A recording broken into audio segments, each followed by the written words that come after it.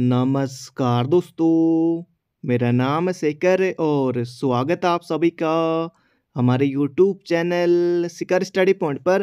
दोस्तों, इस वीडियो में हम देखने वाले हैं उत्तराखंड बिनसर ईयर बुक से महत्वपूर्ण प्रश्नों को।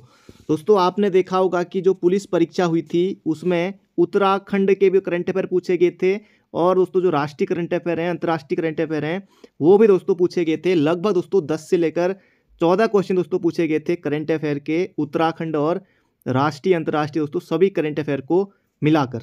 इस तरह से दोस्तों मैं प्रश्न आपके सामने लेकर आया हूँ।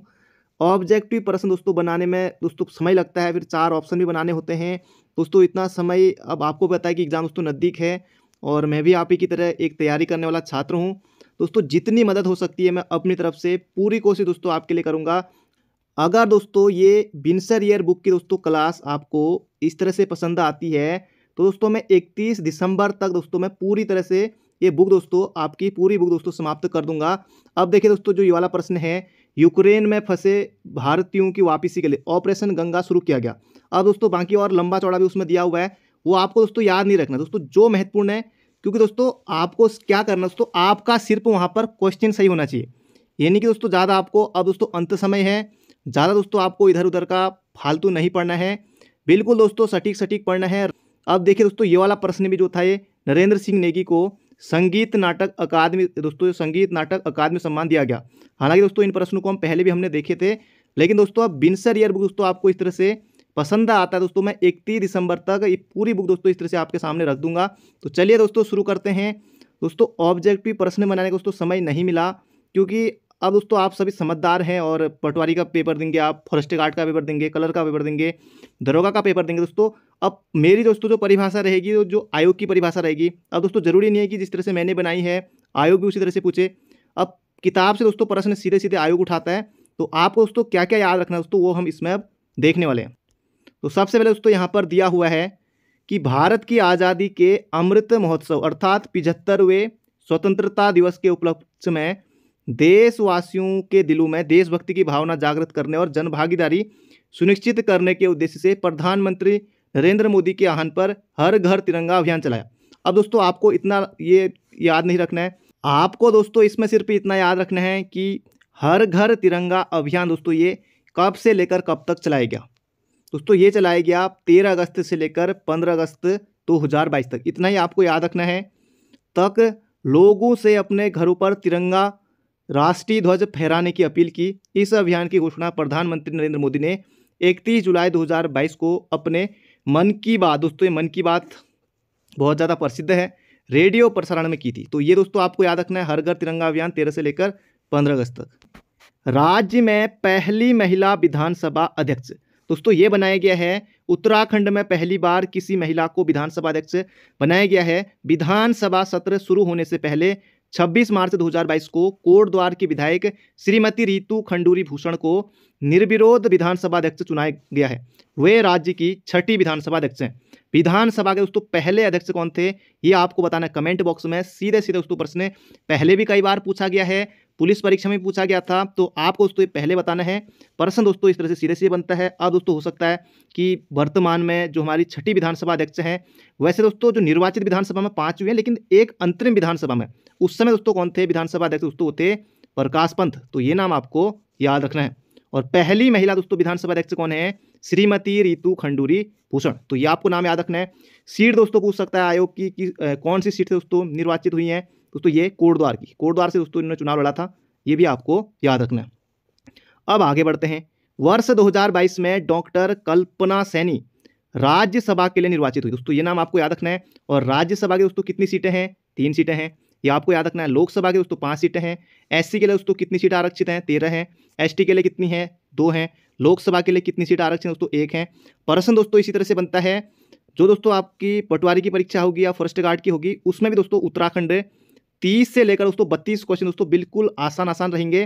बाकी दोस्तों फिर कुछ क्वेश्चन दोस्तों ठीक ठाक लेवल के वहाँ पर रहेंगे। अगर दोस्तों आपने अच्छे से पढ़ा होगा, निश्चित रूप से दोस्तों आप 36-37 प्रश्न दोस्तों आसानी से सही कर सकते हैं, थोड़ा ऊपर भी कर सकते हैं। आगे बढ़ते दोस्तों, यहाँ पर हमारा दिया हुआ है, वर्तमान में उत्तराखंड में 95 विकास खंड हैं, 110 तहसील एवं उप तहसील हैं। परीक्षा वाणी में दोस्तों देख लीजिएगा, शुरुआत में दिया हुआ है कौन कौन सी तहसील कहाँ है, कौन कौन से दोस्तों जो विकास खंड है वो हैं। अब आपको ये याद नहीं रखना है कि कौन सा विकास खंड है, कौन सा तहसील है, ये आपको याद नहीं रखना है दोस्तों, क्योंकि वही चीज़ें तहसील भी है, वही बहुत से दोस्तों ऐसे हैं जो वही तहसील भी है, वही ब्लॉक भी है दोस्तों। इससे दिक्कत होगी, ये आपको याद नहीं रखना है, इसमें समय बर्बाद नहीं करना है। ये आपको जोर से याद रखना है कि जैसे पूछ दिया कि पाटी तहसील किस जनपद में, अब दोस्तों आपको आना चाहिए ऑप्शन होगा वहाँ पर 4 ऑप्शन होंगे, तब आप बताएंगे चंपावत। दोस्तों पिथौरागढ़ की तहसील पूछ सकता है आयोग, उत्तरकाशी की पूछ सकता है दोस्तों, इस तरह से आपको याद रखने होंगे। आगे बढ़ते हैं। सर्वाधिक तहसील दोस्तों किस जनपद में है, तो पिथौरागढ़ में है। सर्वाधिक विकासखंड दोस्तों कहाँ है, दोस्तों पौड़ी में है, बिल्कुल आसान है, आपको याद रखना है। आगे बढ़ते हैं। सीएम हेल्पलाइन दोस्तों 1905, ये नंबर दोस्तों आपको याद रखना है। एक ऑप्शन बनेगा वहाँ पर इस तरह से 1905, इस तरह से दोस्तों दूसरा ऑप्शन बनेगा इस तरह से 1095। अब देखिए दोस्तों ऑप्शन ए बी, अब वहीं पर दोस्तों अच्छे से नहीं पढ़ा है, देखिए 2 ही ऑप्शन दोस्तों, इतना अंतर हो गया कि ये जो करूँ ये जो करूँ, अब वहाँ पर 4 ऑप्शन होंगे, तो इसलिए दोस्तों आपको अच्छे से याद रखना है कि सीएम हेल्पलाइन नंबर कितना है, 1905 है। और यह परियोजना बेहतर शासन गवर्नेंस की दिशा में राज्य सरकार की महत्वपूर्ण और दूरगामी पहल है, जिसका उद्घाटन दोस्तों कब किया गया, उद्देश्य दोस्तों पूछा जा सकता है। उद्घाटन दोस्तों इसका किया गया 23 फरवरी 2019 को, तो 2019 में दोस्तों किया गया था, ये आपको याद रख। अब दोस्तों आगे बढ़ते हैं। यहाँ पर देखिए उत्तराखंड राज्य विधिक सेवा प्राधिकरण का गठन सेवा प्राधिकरण अधिनियम 1987 की धारा 6 के तहत 20 मार्च 2002 को किया गया। दोस्तों ये प्रश्न सीधे सीधे बीडीओ की परीक्षा में पूछा गया था दोस्तों, ये विंसर ईयर बुक में दिया हुआ है सीधे सीधे, परीक्षा वाणी में दोस्तों ये आपको नहीं मिलेगा, यहाँ दोस्तों सीधे सीधे दिया हुआ है। तो ये आपको याद रखना है, उत्तराखंड राज्य विधिक सेवा प्राधिकरण का गठन कब किया गया। अब दोस्तों मैं 4 ऑप्शन बनाता दोस्तों, फिर उसमें ज़्यादा समय लगता है, इसलिए दोस्तों मैं महत्वपूर्ण चीज़ें ही आपको बताऊंगा दोस्तों, एग्जाम नज़दीक है, समय कम है, इसलिए दोस्तों आपको सीधे जो फैक्ट याद रखने हैं वही दोस्तों मैं आपको बताऊंगा। तो ये आपको याद रखना 20 मार्च 2002 को ये किया गया, याद रखिएगा। पीडीएफ भी दोस्तों आपको इसकी मिल जाएगी, आप बिल्कुल निश्चिंत रहें, टेलीग्राम चैनल पर मिल जाएगी, डिस्क्रिप्शन में लिंक है। उत्तराखंड राज्य डाटा सेंटर, तो सूचना प्रौद्योगिकी विकास एजेंसी ITDA द्वारा सूचना प्रौद्योगिकी भवन IT पार्क दोस्तों यही पूछा गया था। IT पार्क कहाँ है दोस्तों, देहरादून में। पुलिस परीक्षा में दोस्तों सीधे सीधे प्रश्न बना था, अंत तक बने रहेगा, बहुत कुछ दोस्तों आपको सीखने को मिलेगा। IT पार्क देहरादून में, हालांकि बहुत से अभ्यर्थियों का IT पार्क देहरादून में ही पेपर भी था पुलिस का। में राज्य डाटा सेंटर स्थापित किया गया। वर्तमान में राज्य डाटा सेंटर पर लगभग 110 एप्लीकेशन लाइव दोस्तों, ये खैर एग्जाम में नहीं आएगा, लेकिन ये IT पार्क दोस्तों कहाँ है, देहरादून में है, और राज्य डाटा सेंटर दोस्तों यहाँ स्थापित किया गया, इतना ही आपको याद रखना। आगे बढ़ते हैं। बहुत ज़्यादा दोस्तों महत्वपूर्ण है ये, राज्य की अर्थव्यवस्था में विभिन्न क्षेत्रों का योगदान। दोस्तों सीधे सीधे पुलिस परीक्षा में प्रश्न बना था, राज्य की अर्थव्यवस्था में बहुत से अभ्यर्थियों के मन में आएगा कि तृतीय क्षेत्र का योगदान ज़्यादा है, लेकिन नहीं, बिल्कुल नहीं दोस्तों। प्रश्न पूछा गया था सीधे सीधे पुलिस परीक्षा में, तो राज्य की अर्थव्यवस्था का संरचनात्मक अध्ययन करने पर 2021-22 में अंतिम अनुमानों के अनुसार प्राथमिक क्षेत्र का दोस्तों जो योगदान है ये दोस्तों लगभग 12.11 का। आपको दोस्तों कुल मिला के इतना याद रखना कि 12% है, 12, और द्वितीय क्षेत्र का दोस्तों 44 है, 44.97 है। हालांकि पूरा याद रखे तो अच्छी बात है, वरना 44% आपको याद रखना है मोटा मोटा।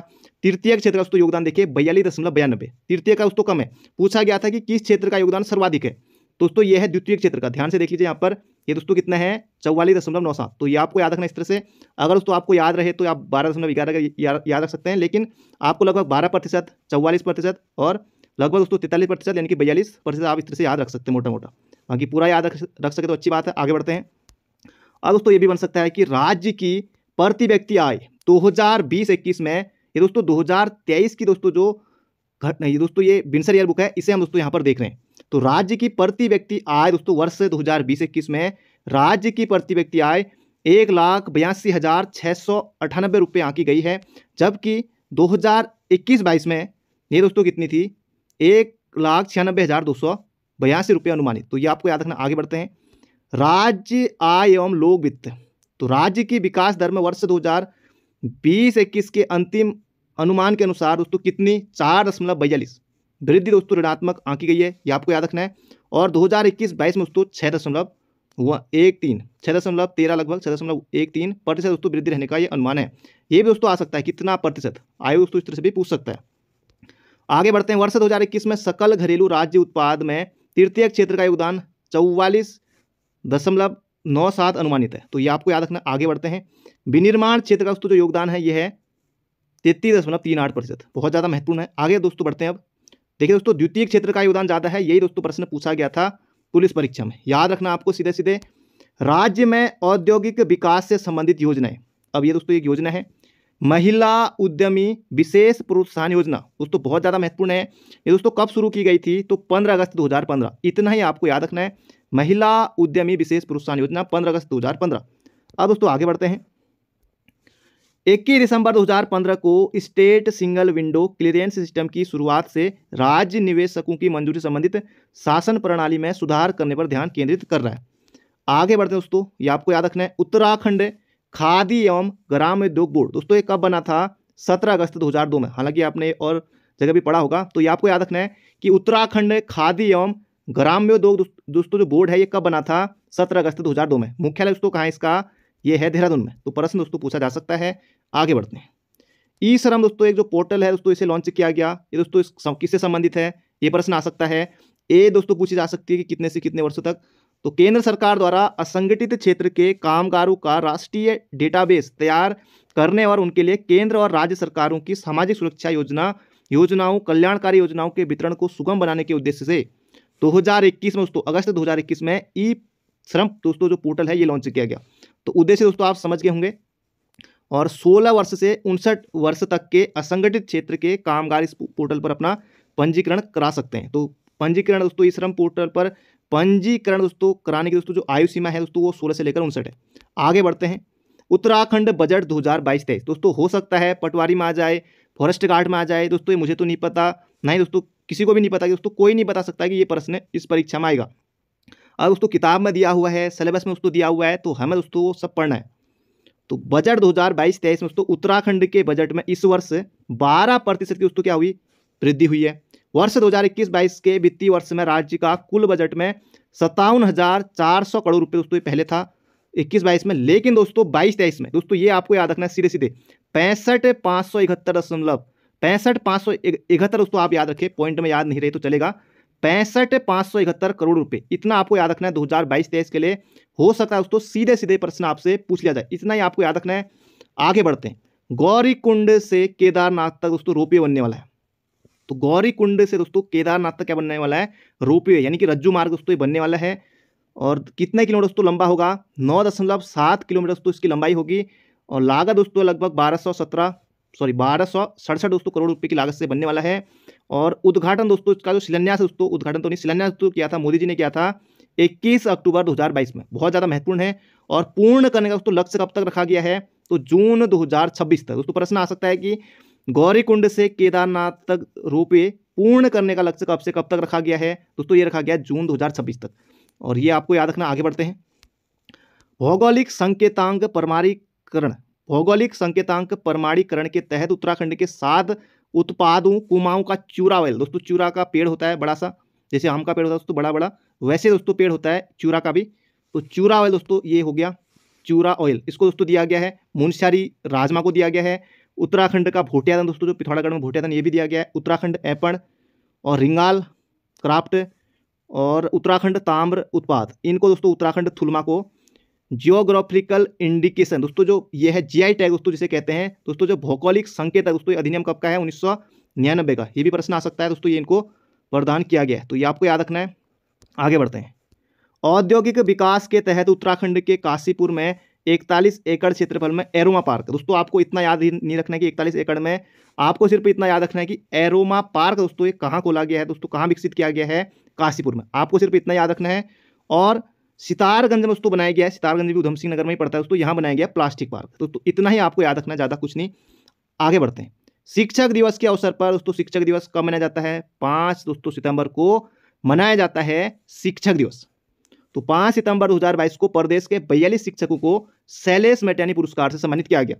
अब दोस्तों प्रश्न बन सकता है कि शैलेश मेटियानी पुरस्कार की शुरुआत दोस्तों कब हुई थी? 2009 में। हालांकि पहले भी कई बार पूछा गया है। अगला प्रश्न है। ऋषिकेश कर्णप्रयाग रेल परियोजना पर तेजी से काम चल रहा है और वर्ष 2024-25 तक दोस्तों ये परियोजना पूरी होने वाली। दोस्तों जबरदस्त प्रश्न है, आ सकता है। तो बढ़ते हैं आगे। अगला प्रश्न है। सेवानिवृत्त IAS अधिकारी अनिल चंद्र पुनेठा राज्य के मुख्य सूचना आयुक्त दोस्तों, वर्तमान में मुख्य सूचना आयुक्त कौन है? तो अनिल चंद्र पुनेठा। प्रश्न बनेगा दोस्तों, आज मैं आपके सामने जैसे हर रोज दोस्तों प्रश्न बनाकर लाता था क्वेश्चन आंसर, लेकिन दोस्तों अब समय की कमी की वजह से दोस्तों आप समझदार हैं सभी, तो प्रश्न दोस्तों इसी तरह से बनता है एग्जाम में, याद रखिएगा। अगला प्रश्न है। इनमें से भी दोस्तों प्रश्न बन सकता है कि देखिए, स्वर्गीय जनरल बिपिन रावत को पद्म विभूषण। बहुत ज़्यादा महत्वपूर्ण प्रश्न है, छपेगा एग्जाम में।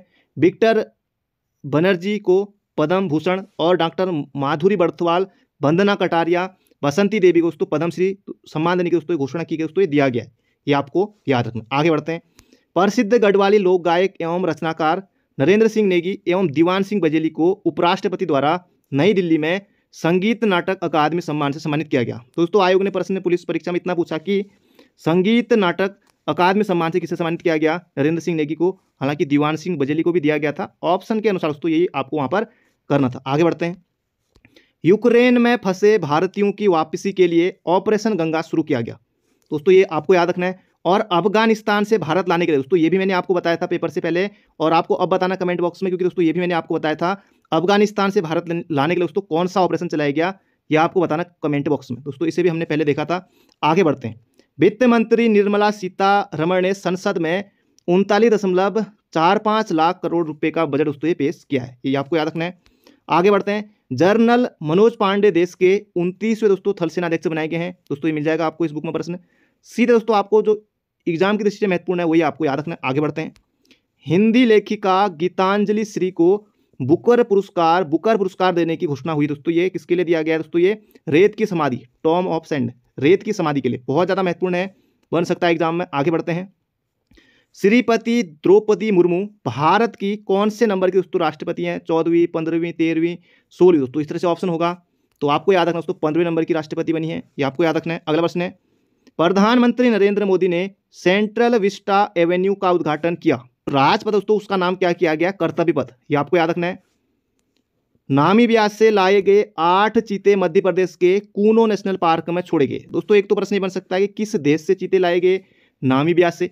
अब दोस्तों ये तो आएगा नहीं कि कितने चीते लाए गए। हालांकि दोस्तों जो 8 चीते लाए गए दोस्तों, इसमें एक चीती का दोस्तों नाम है वो है आशा। एक चीती का नाम दोस्तों है आशा, ये आपको खैर याद नहीं रखना है, वैसे ये तो पूछेगा नहीं आयोग। लेकिन दोस्तों ये आपसे जरूर पूछ सकता है कि कूनो नेशनल पार्क कहाँ है? ये दोस्तों महत्वपूर्ण है। कूनो नेशनल पार्क किस राज्य में स्थित है? मध्य प्रदेश, छत्तीसगढ़, और भी दोस्तों ऑप्शन हो सकते हैं, तो ये आपको याद रखना है। तो नामीबिया से दोस्तों चीते लाएंगे। अगला प्रश्न है।